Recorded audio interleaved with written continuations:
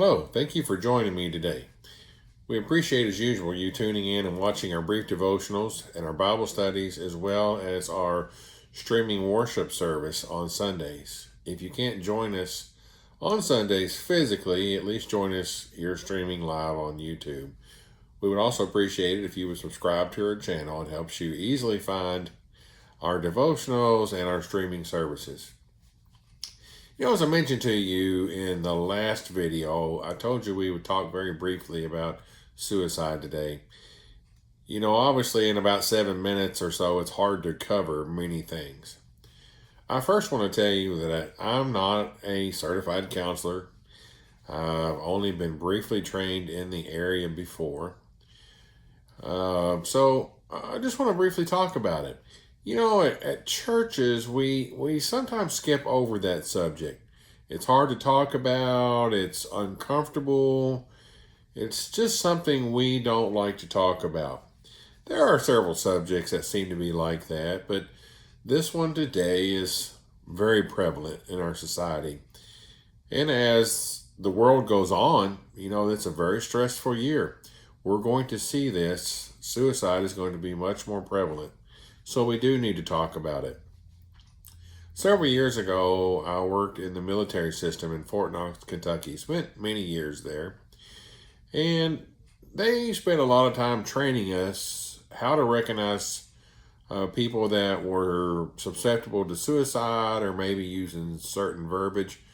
I encourage you to go out and just a simple Google search will begin to teach you all those things. Now, in a few minutes, I'm going to give you 5 steps to kind of deal with that. As you notice over my shoulder here, I have some numbers for you. I believe there's a website on there as well. And then even if you'll notice at the bottom, the 988, just this week, the FCC has passed where that's going to be a number that anyone can dial from any phone and quickly be connected to the suicide hotline. As we know, officials way above me realize that this is going to be an issue. In this brief time period we have, we don't have time to talk about the biblical aspects of suicide. We just cannot cover all of that in this time period. So I appreciate you to look at that on your own, or if you'd like to talk further about it, that's fine. Give me a call here at the church building or shoot me an email, and I'd be more than happy to do so. That's not what this video is about. We need to be concerned about those that are certainly at risk, or maybe you yourself may be at risk. I want you to stop and pause for a moment and think about it. Many of you that watch this have been touched by suicide in one way or another. Maybe friends or family have gone through with it, have talked about it. I don't know. It's very difficult to deal with. Right before we moved to Florida, a young man that was my oldest son's age, he took his life, either on his own accord or by accident. They really do not know. But it was a time that I took to sit down with my children and talk to them about suicide. And it's a very difficult conversation to have. It's very difficult to approach. Lots of times when those that have committed suicide, their family and loved ones often say, I didn't see that. I didn't see it coming. I didn't know they were going through that. I didn't know what was going on in their mind. Sometimes it involves mental health. There's not a lot we can do for that. Many of us are not psychiatrists or psychologists. We cannot recognize those things. And many times those people struggle to reach out. But here's some steps I want to go over with you. Instead of being hidden all the time, we need to communicate with each other. Check on our loved ones. That's going to be the first of the 5 steps. The first one is ask. Let's have a candid conversation. Suicide today isn't as in the closet as it was in the past. People are talking about it.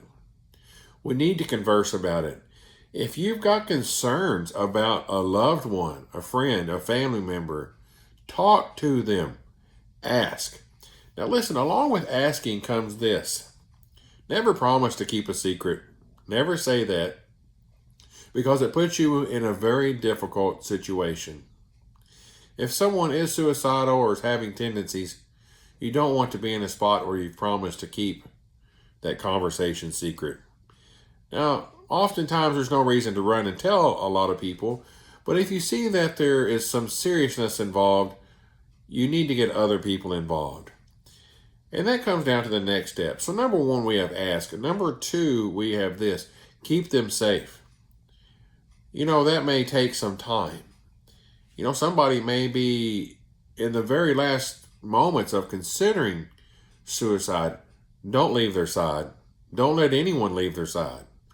Keep a close eye on them if they're at high risk. If you think to yourself that this is not good, keep them safe. Keep an eye on them. There's lots of times that people have left friends and loved ones thinking something is just not right. Well, that is your sign to keep them safe. So that goes down to step number 3. Be there for them. Maybe they're not in the last moments of considering suicide or anything like that, but be there.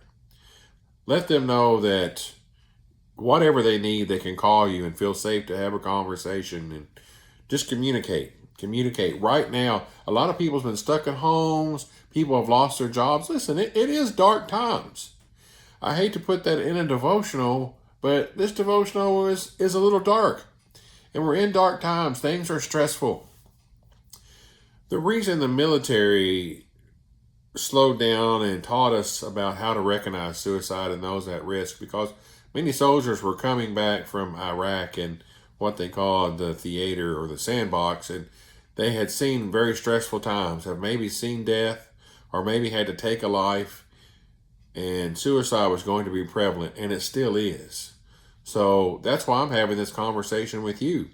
Because of the way times are right now, we need to be concerned for each other. So number 1, ask. That involves communication. Don't make any promises when you're asking them about what's going on in their mind. Keep them safe. Be there for them. Number 4, help them connect. Now, what does that mean? Maybe there are others that they feel more comfortable talking to. Help them connect to them. Maybe they need to have a conversation with some of their family that they're having difficult times with. Maybe financial issues is something that's happening, or whatever it is. Maybe it is a mental health issue. Help them connect to those that could help them. There's actually an app that's out now called My3. That's MY and the number 3. And if someone is having very difficult times, it helps them very simply and very quickly connect to 3 loved ones, 3 people that they feel very close to. It's a very simple thing to use, and I strongly encourage that. Download it yourself and look at it. The last of the 5 steps is real simple, and that's follow up. Maybe someone is at risk, but maybe you deem to yourself they're not at high risk, but you feel that they have a lot of things, a lot of factors going on in their life that could lead up to something very tragic.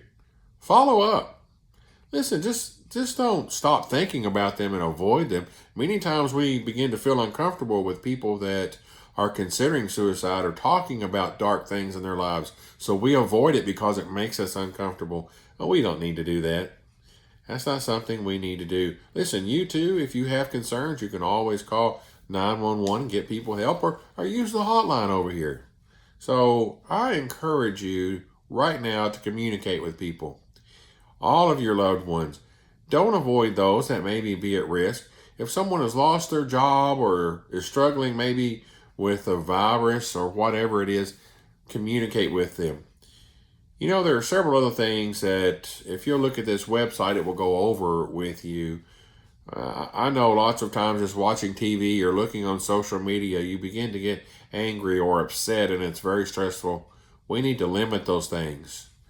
Maybe these people that are struggling, help them limit their exposure to that, as well as those that would cause other stress. Listen, I know this is very brief. We've just had a few minutes today to talk about this, but this is something that needs to be on our mind. I promise you next week we'll look at brighter and more fun topics as we go on, okay? Listen, again, if you can join us Sunday morning, that's great. If not, look for our live streaming. And thank you for joining us. I'm Craig Embry with South Trail Church of Christ.